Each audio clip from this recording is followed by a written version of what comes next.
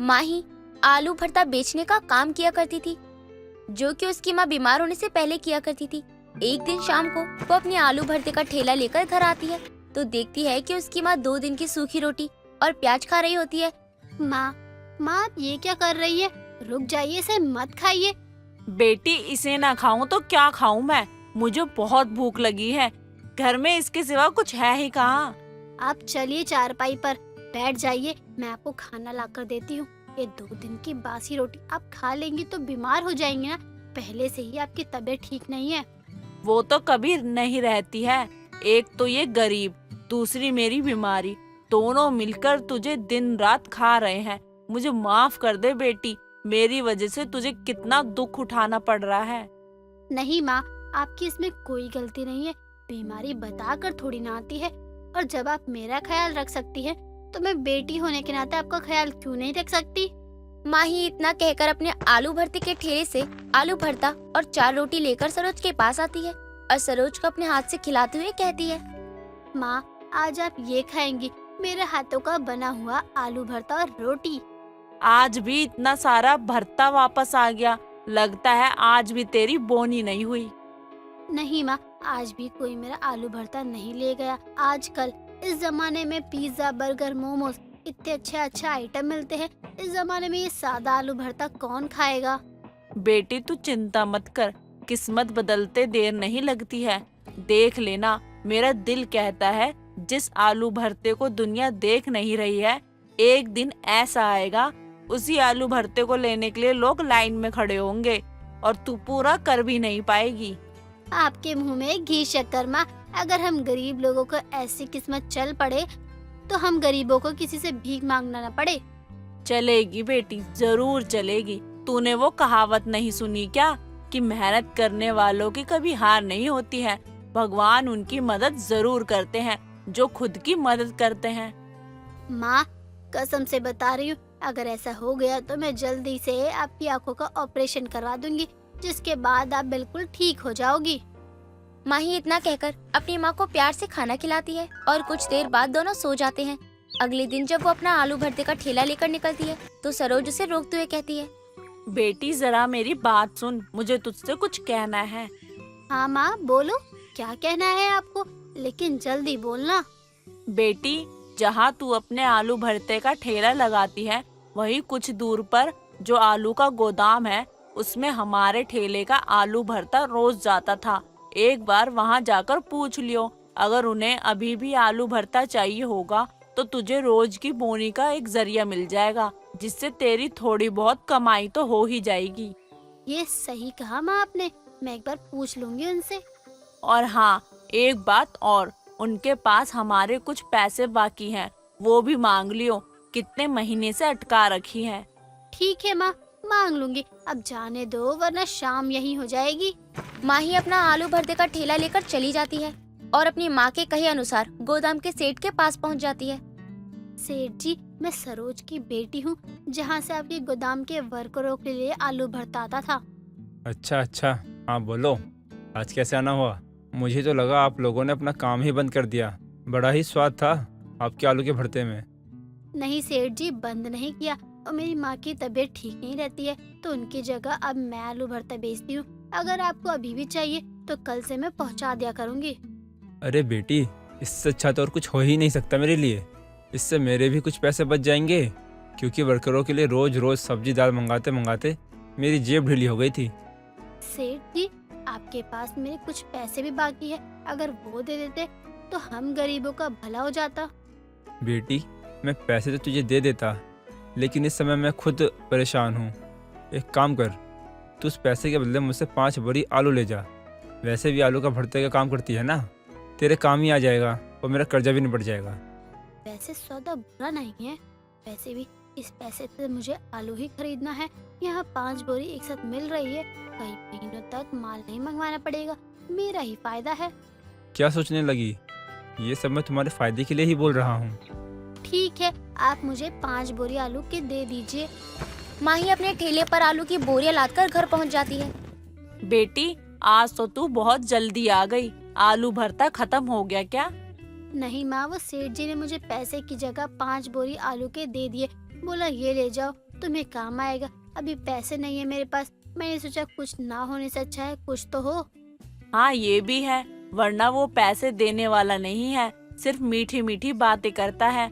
आलू भी इसलिए दे दिए क्योंकि उसका आलू का ही गोदाम है, इतना फर्क नहीं पड़ेगा और उसका कर्जा भी निपट जाएगा। जो कुछ भी सोचा हो उसने, हमारा काम तो बन गया ना, और क्या चाहिए। अपना ख्याल रखना, मैं चलती हूँ, शाम को मिलूंगी। माही बेचना शुरू कर देती है। भरता ले लो, तीखा तीखा चटपटा आलू का भरता ले लो, एक बार खाओ बार बार आओ। आलू भरता ताजा ताजा मसालेदार आलू भरता ले जाओ। माही के इतना चिल्लाने के बाद कोई भी उसके ठेले की तरफ देखता तक नहीं था। तभी एक गरीब बुढ़िया उसके पास आती है। बेटी, 4 दिन से कुछ नहीं खाया है, थोड़ा आलू भरता मुझे भी खाने को दे दे। अरे अम्मा, यहाँ काम नहीं चल रहा है, आप मांगने आ गई। अगर ऐसे ही चलता रहा तो कुछ टाइम बाद आपके साथ मैं भी भीख मांगने बैठ जाऊंगी। बेटा, थोड़ा दे दे खाने को कि चलने की शक्ति तो आ जाए। भगवान तेरा भला करेगा, तेरा काम खूब अच्छे से चलेगा। भूखे की दुआ और बददुआ दोनों में बहुत असर होता है। भिखारन की बात सुनकर माही को दया आ जाती है और वो उसे खाने को दे देती है। समय यूं ही बीतता है। समय के साथ मार्केट में अचानक से आलू आना बंद हो जाते हैं। लोगों के पास बेचने के लिए छोड़ो, खाने के लिए भी आलू नहीं बचते। तभी माही की पड़ोसन कमला उसे ताने मारती है। माही बिटिया, मुझे लगता है भगवान भी नहीं चाहते कि तेरा आलू भरता बिके, वो भी पूरे जोरों शोरों से तेरा काम बंद करवाना चाहते हैं, तभी तो हर जगह आलू का अकाल पड़ गया है। आंटी जी, किसी को बुरा सोचना या किसी का बुरा करना हम जैसे इंसान ही सोच सकते हैं। उनके हर चीज करने के पीछे कुछ न कुछ कारण जरूर छिपा होता है, और वो जो भी करते हैं सब अच्छा ही करते हैं। वो बात तो ठीक है, लेकिन अब जब आलू ही नहीं है तू आलू भरता बेचेगी कैसे? तेरा काम तो ठप हो गया। बात तो कमला आंटी सही कह रही है। क्या कर रहे हो भगवान जी, आपकी महिमा आप ही जानो। माही घर के अंदर चली जाती है और अगले दिन फिर से अपने आलू भरते का ठेला लेकर निकल पड़ती है। आलू भरता ले लो, आलू भरता मसालेदार चटपटा आलू भरता। इस बार माही की आवाज सुनकर वहाँ लोगों की भीड़ लग जाती है। सभी उसे आलू भरता बेचते हुए देखकर हैरान हो जाते हैं। तभी उन लोगों में से एक आदमी जो कि सब्जी वाला होता है उसे बोलता है। अरे बहन रे, आपकी आलू की खेती है क्या? अरे जो आलू का भरता बेच रही हो? अरे यहाँ सब्जी वालों के पास आलू बेचने के लिए नहीं है और आप आलू का भरता बेच रही हो? अरे ये सब कैसे कर रही हो? अरे जरा हमको भी बताओ। अरे भैया, अब मार्केट में आलू आना बंद हो गया क्या? मैं क्या करूं? और रही बात मेरे आलू भरता बेचने की, तो मेरे पास इतना बैकअप भी नहीं है कि अगर 3-4 महीने और मार्केट में अगर आलू नहीं आए तो मुझे कोई फर्क नहीं पड़ेगा, मेरा काम चलता रहेगा। उस दिन के बाद से गरीब आलू भरता वाले की किस्मत ऐसी पलटती है, जहाँ उसके पास एक भी ग्राहक नहीं आते थे, अब उसके पास ग्राहकों की भीड़ लगी रहती थी। कमला का पति मरने के बाद अपने पीछे छोड़ गया था कमला और उसके 2 बच्चों को, जिनकी परवरिश करना और खर्च चलाना अब कमला के लिए बेहद मुश्किल हो गया था, जिस वजह से वो दूसरों के घरों में जाकर झाड़ू पोछा बर्तन किया करती और अपना घर चलाया करती।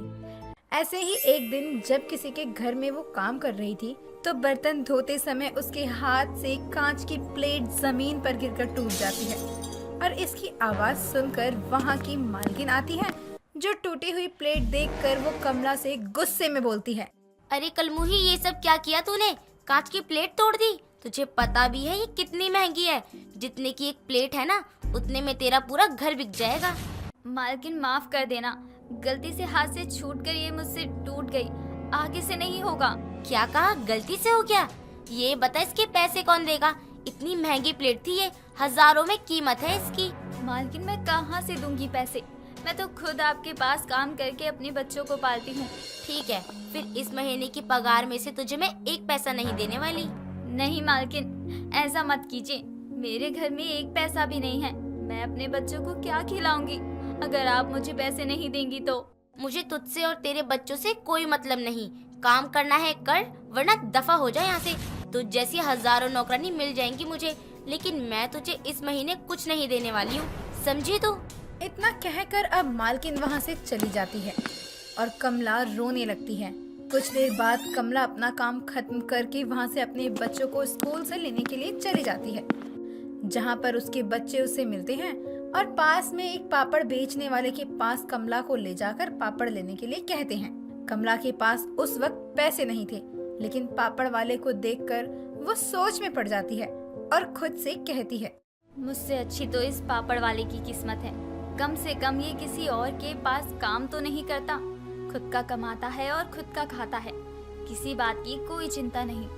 काश मैं भी ऐसा अपना कोई काम कर पाती, इस पापड़ वाले की तरह। इतना कहकर अब कमला वहाँ से अपने बच्चों के साथ चली जाती है।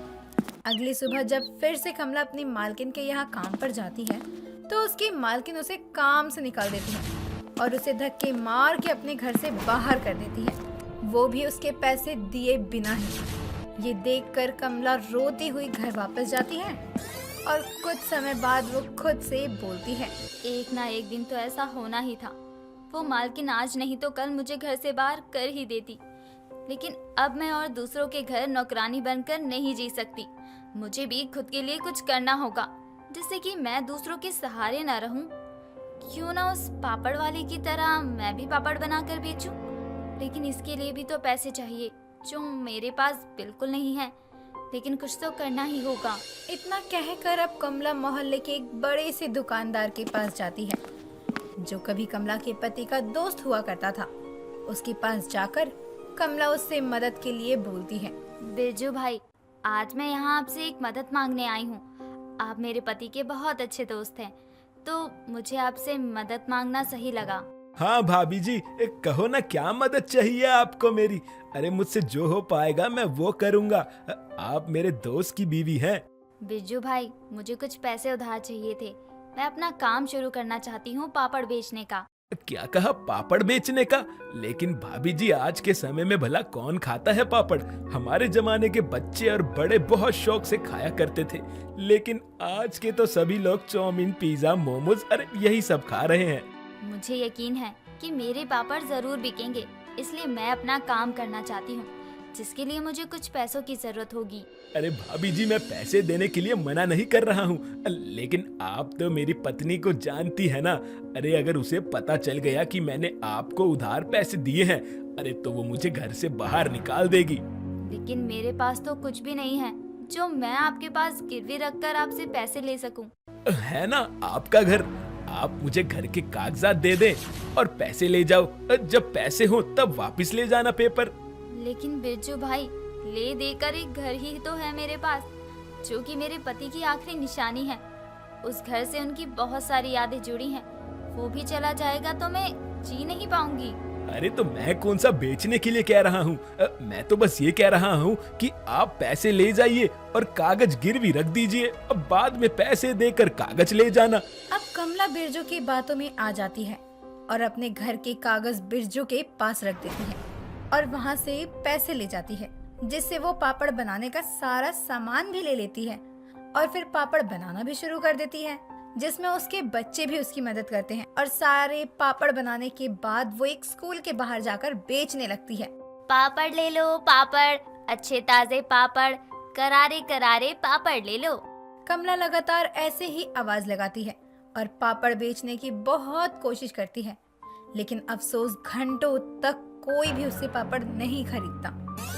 कुछ देर बाद जब स्कूल की छुट्टी होती है तो कमला को लगता है कि अब बच्चे उससे पापड़ जरूर लेंगे, लेकिन फिर भी उससे कोई भी पापड़ नहीं खरीदता।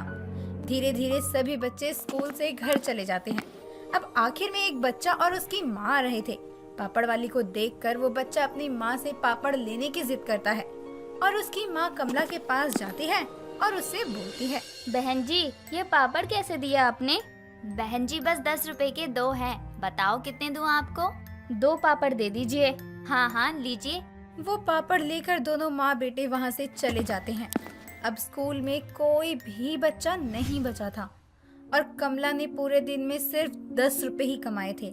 ये देखकर कमला बहुत दुखी हो जाती है और दुखी हुए अपने घर चले जाती है। जैसे ही वो अपने घर जाती है तो वो देखती है कि उसके दोनों बच्चे दरवाजे पर बैठे हैं और अपनी माँ से कहते हैं, बहुत जोर की भूख लगी है मुझे, जल्दी से खाना दे दो। क्या कहा? खाना? खाना तो नहीं है।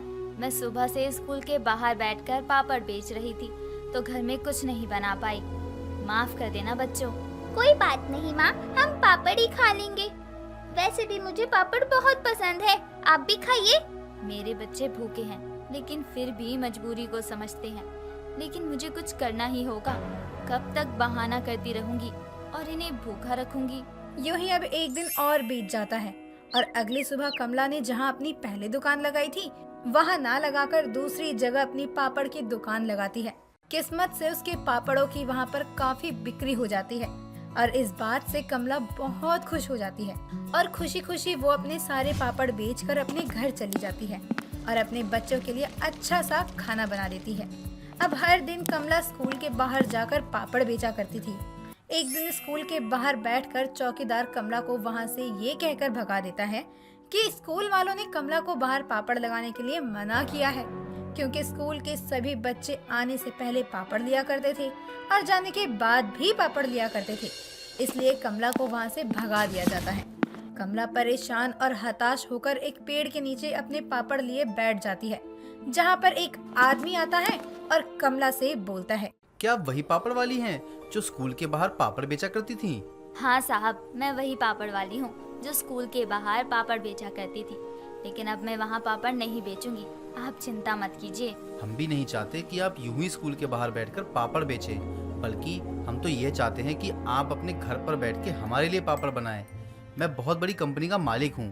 मैं चाहता हूँ कि आप हमारी कंपनी के लिए पापड़ बनाएं। हमारा पापड़ का बिजनेस है जो कि दुनिया भर में मशहूर है, लेकिन हमें इसके लिए एक अच्छी पापड़ बनाने वाली चाहिए और हमने सुना है कि आपके पापड़ बहुत टेस्टी मिलते हैं। तो क्या आप हमारे साथ काम करना चाहेंगी? साहिब, ये तो मेरे लिए बहुत अच्छी बात है। मैं तो जरूर आपके लिए पापड़ बनाऊंगी। इससे तो मेरी बहुत सारी परेशानियां दूर हो जाएंगी। आपका बहुत बहुत धन्यवाद साहब। तो ठीक है, आप आज से ही हमारे लिए काम शुरू कर दीजिए। मैं आपको पापड़ बनाने का एडवांस दे देता हूँ और आप काम पर लग जाइए। अगले ही दिन से कमला एक बड़ी कंपनी के लिए पापड़ बनाने का काम शुरू कर देती है और अपने बच्चों का पालन पोषण आराम से कर पाती है। गीतांजलि की 2 बहुएं थीं। उसकी बड़ी बहू राधिका हिंदू थी, तो वहीं उसकी छोटी बहू जोया मुस्लिम थी, जिसके चलते दोनों में बिल्कुल भी नहीं बनती थी और आए दिन घर में तमाशे हुआ करते थे, जिससे गीतांजलि बड़ी परेशान थी। एक दिन सुबह के समय जहाँ एक तरफ राधिका मंदिर में घंटियां बजाकर आरती करते हुए भगवान की पूजा कर रही थी, तो वहीं दूसरी तरफ जोया अपने कमरे में बैठी नमाज पढ़ रही थी। लेकिन घंटियों की आवाज की वजह से जोया को नमाज पढ़ने में बहुत परेशानी होती है। फिर भी वो जैसे तैसे करके अपनी नमाज खत्म करके नीचे आती है और चुपचाप राधिका के पीछे खड़ी हो जाती है। कुछ देर बाद राधिका आरती खत्म करके पीछे मुड़ती है तो जोया को अपने पीछे खड़ा देखकर कहती है, हाय राम, ये क्या तरीका है? जोया, तुम ऐसे चुपचाप मेरे पीछे आकर खड़ी क्यों हो गई? मुझे डरा रही हो क्या? जेठानी जी, हम आपके पीछे आपको डराने के लिए नहीं खड़े हैं, बल्कि आपकी पूजा खत्म होने का इंतजार कर रहे थे, ताकि फिर हम आपसे अपनी बात कह सके। हाँ बोलो, क्या कहना है तुम्हें? मेरे पास ज्यादा टाइम नहीं है, अभी मुझे बहुत काम है। जेठानी जी, हम जानते हैं आपको हमसे बड़ी परेशानी है, लेकिन आज हम 1 हफ्ते से देख रहे हैं कि आप हमेशा हमारे नमाज के टाइम पर ही इतनी जोर जोर से घंटियां बजाती हैं कि हमसे ठीक से नमाज भी नहीं हो पाती। क्या आप थोड़ा धीरे घंटी नहीं बजा सकती? अच्छा, तो तुम अब चाहती हो कि मैं तुम्हारी नमाज के चलते अपनी पूजा भी ना करूं? अब तुम्हारे नमाज और मेरी पूजा का समय एक है, तो इसमें मैं क्या कर सकती हूँ? लेकिन जेठानी जी, हमने आपको पूजा करने के लिए नहीं मना किया, घंटी धीरे बजाने को बोला है, ताकि हमें कोई परेशानी ना हो और ना ही आपको हो। देखो जोया, तुम इस घर में कुछ दिन पहले आई हो, लेकिन मैं यहाँ बहुत सालों से हूँ। मैं ऐसे ही रहती आई हूँ। मैं अपनी आदतों में कोई बदलाव नहीं लाऊंगी। राधिका और जोया आपस में बहस कर ही रही होती हैं। तभी उसकी सास गीतांजलि वहाँ आ जाती है और अपनी दोनों बहुओं को आपस में बहस करता देख उनसे कहती है, हाय हाय, किस बात पर तुम दोनों आपस में लड़ने लगी इतनी सुबह सुबह? इस घर में तो कभी शांति रहती ही नहीं है। और बड़ी बहू, तू इतनी जोर से घंटियां क्यों बजाती है? एक काम कर, कल से मंदिर का घंटा ले आ बजाने के लिए, ताकि घर वालों के साथ साथ बाहर वालों को भी पता चल जाए कि राधिका बहू पूजा कर रही है। तू पूजा अपनी शांति के लिए करती है या दूसरों की शांति भंग करने के लिए? अम्मी जी, हम भी तो इनसे यही कह रहे हैं इनकी इन्हीं घंटियों की आवाज़ से हम अपने कमरे में बैठकर नमाज पढ़ते हैं, लेकिन वहाँ भी हमें शांति नहीं मिलती। अब हम भी इनसे यही कह रहे हैं कि ये घंटी धीरे से बजाया करे। बात तो तुम सही कह रही हो जोया बहू। राधिका, कल से तुम थोड़ा धीरे घंटी बजाया करो, ताकि ना तुम्हें पूजा करने में परेशानी हो, ना छोटी बहू को नमाज पढ़ने में। क्या बात है माँ जी, अभी तो आपकी छोटी बहू को आए हुए 4 दिन भी नहीं हुए और आप तो अभी से इसकी साइड लेने लग गई। अपनी मुस्लिम बहू आपको कुछ ज्यादा ही अच्छी लगने लगी है, और मेरे लिए तुम दोनों ही मेरी बहुएं हो। बात यही खत्म। अब तुम दोनों जाकर घर का काम करो, और देखो यहाँ खड़े होकर युद्ध मत करो। अपनी सास की बात सुनकर राधिका और जोया दोनों वहाँ से चली जाती हैं। समय बीतता है, लेकिन दोनों की आपसी तकरार में कोई बदलाव नहीं आता। एक दिन जोया रसोई में चिकन बना रही थी, तभी राधिका वहाँ आ जाती है और जोया को चिकन बनाता देखकर जोर जोर से अपने सर पर हाथ मारते हुए अपनी सास को आवाज देकर कहती है, माँ जी कहाँ है आप? जल्दी आइए, देखिए आपकी ये छोटी बहू क्या कर रही है आपकी रसोई में। जल्दी आइए माँ जी। क्या हो गया जेठानी जी, आप इतनी जोर जोर से अम्मी को आवाज क्यों दे रही हैं? अब क्या गुस्ताखी कर दी हमने? वो तो अभी माँ जी आकर तुम्हें बताएंगी कि तुमने क्या किया है। कहाँ रह गई माँ जी, जल्दी आइए ना। राधिका की आवाज सुनकर गीतांजलि के साथ साथ उसका छोटा बेटा हार्दिक भी वहाँ आ जाता है। तभी राधिका कहती है, अच्छा हुआ देवर जी आप भी साथ में आ गए माँ जी के। आप देखिए, अब देखिए अपनी बीवी को शनिवार के दिन घर में रसोई में चिकन बना रही है। ओ सॉरी भाभी, इसमें जोया की गलती नहीं है। अब मुझे याद नहीं था कि आज शनिवार है और मैंने ही इसे कहा था कि चिकन बना ले। माफ कीजिएगा। क्यों माफ करूं देवर जी, अगर यही गलती मैंने करी होती ना तो माँ जी मेरा जीना हराम कर देती। माँ जी अब आप कुछ नहीं बोलेंगी? मैं क्या बोलूं, मैं ये हिंदू और मुस्लिम बहू के बीच में पिस कर रह गई हूँ। मैं कितनी भी कोशिश कर लूं, लेकिन तुम दोनों आपस में बहस करने का कोई बहाना ढूंढ ही लेती हो। अगर इसने गलती से चिकन बना भी लिया था तो इसे शांति से समझा भी तो सकती थी ना, लेकिन तुझे तो बस तमाशा करने की आदत है। हाँ भाभी, माँ सही कह रही है। जोया इस घर में नहीं है, लेकिन आप तो नहीं है ना, आप ही बड़प्पन दिखा देती। अब बहुत हो गया तुम दोनों का। अब मैं हिंदू और मुस्लिम बहुओं का बंटवारा करके ही रहूंगी, तभी इस घर में शायद शांति हो जाए। गीतांजलि इतना कहकर घर के बीचों बीच एक लकीर खींचकर अपनी हिंदू मुस्लिम बहुओं का बंटवारा कर देती है, जिसके बाद दोनों अपनी अपनी सीमा में रहना शुरू कर देते हैं। समय बीतता है। समय के साथ बंटवारे से घर में शांति तो आ जाती है, लेकिन उनके जीवन में तूफान मच जाता है, क्योंकि पहले जहां उन्हें घर के सारे आधे काम करने पड़ते थे, वहीं अब बंटवारे की वजह से उन्हें घर का सारा काम अकेले ही करना पड़ता था। फिर चाहे वो घर की सफाई हो, खाना बनाना हो या कहीं आना जाना हो, जिससे दोनों को ही परेशानी होने लगी थी। तभी एक दिन जोया के घर में राशन खत्म हो जाता है और वो अपने पति हार्दिक से कहती है, हार्दिक जी, घर का राशन खत्म हो चुका है, जाकर आप ले आइए ना राशन। तुम्हारा दिमाग तो ठीक है, मैं और राशन लेने जाऊंगा। ये औरतों वाले काम मुझसे नहीं होते। ठीक है, फिर हम अम्मी जी से कह देते हैं, वही ले आएंगी, क्योंकि हम तो बाहर जाते नहीं हैं। माँ के पास तो गलती से चली मत जाना, क्योंकि माँ ये सब काम नहीं करती है। ये सारे काम बड़ी भाभी करती थी, लेकिन तुमने तो आते ही बंटवारा करवा दिया, और अब ये सब काम करना भी सीख लो। अपने पति की बात सुनकर जोया सर पकड़े बैठ जाती है। वहीं दूसरी तरफ राधिका के सर में बहुत जोरों से दर्द हो रहा था।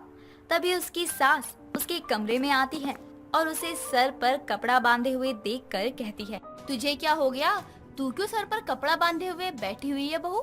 माँ जी, मेरे सर में बहुत दर्द हो रहा है, कल रात से इतना सर दर्द हो रहा है, गोलियां भी खा ली लेकिन कोई आराम नहीं हो रहा। अच्छा, लेकिन अभी तो कुछ समय पहले तुझे ऐसा ही दर्द हो रहा था ना, तो वो ठीक कैसे हुआ? माँ जी, वो तो जोया ने मुझे काढ़ा बना कर दिया था, उसे पीते ही मेरा सर दर्द गायब हो गया था। अच्छा, लेकिन अब तो बंटवारा हो गया है तुम दोनों के बीच में, तो वो तुझे काढ़ा क्या, एक गिलास पानी भी ना दे? अगर बंटवारा नहीं हुआ होता तो तेरा सर दर्द आज भी ठीक हो जाता। गीतांजलि इतना कहकर वहाँ से चली जाती है। उसकी बातें सुनकर राधिका सोच में पड़ जाती है। थोड़ी देर बाद वो अपनी सास के कमरे में जाती है और अपनी देवरानी जोया को उनसे बात करता हुआ सुनती है। अम्मी जान, मुझे अपनी गलती का एहसास हो गया है कि एक घर में रहने के लिए बहुत सी चीज़ों को नज़रअंदाज करना पड़ता है। मुझे जेठानी जी को समझना चाहिए था। आप ये बंटवारा खत्म कर दीजिए। जोया की सारी बातें कमरे के बाहर खड़ी राधिका सुन रही होती है, जिसे सुनकर वो अंदर आकर कहती है, हाँ माँ जी, जोया ठीक कह रही है। आप ये हिंदू मुस्लिम बहू का बंटवारा खत्म कर दीजिए। हमें अपनी गलती का एहसास हो गया है। हम अब कभी नहीं लड़ेंगे एक दूसरे से। अपनी बहू को अपनी गलती पर पछताते देखकर गीतांजलि उन्हें माफ कर देती है और अपनी हिंदू मुस्लिम बहुओं के बंटवारे को खत्म कर देती है। जिसके बाद राधिका और जोया भी हर भेदभाव को भुलाकर एक दूसरे के साथ खुशी खुशी रहने लगती हैं।